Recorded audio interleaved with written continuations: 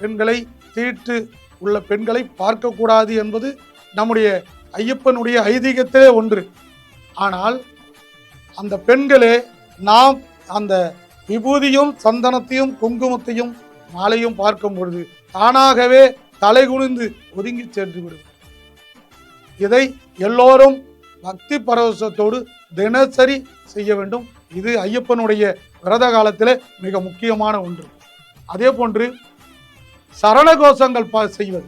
தினசரி வீட்டில் 108 சரணம் படிக்க தெரியலனா கூட இன்றைக்கு இருக்கக்கூடிய விஞ்ஞான உலகத்தில் இன்னைக்கு பென்ட்ரைவர் இருக்கு, எஃப்எம் செட் இருக்கு, போட்டுட்டு அந்த சரணத்தை தொடர்ந்து நாம் சொல்லிக்கிட்டே இருந்தாலே நமக்கு சரண கோஷங்கள் வந்துடும்.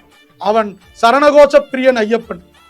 அவனுக்கு சரணம் சொன்னாவே போதும், பெருசா அவனுக்கு பாடல் பாடணும்னு கிடையாது. அதனால சரணகோஷங்களை ஒலிக்க வேண்டும். அந்த வீடு மாலை அணிந்தால் அந்த இல்லம் சுபிட்சமாக ஐயப்ப சரணகோஷம் கேட்டதாகவே இருக்க வேண்டும். வாழை இலையில் தான் சாப்பிட வேண்டும், தட்டில் சாப்பிடக்கூடாது.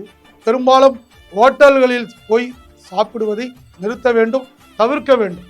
சைவ உணவுகளை தான் உண்ண வேண்டும், இது கட்டாயம்.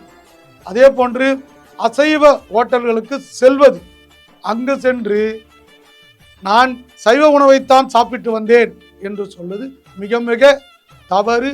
அது ஐயப்ப விரதத்திற்கே ஒரு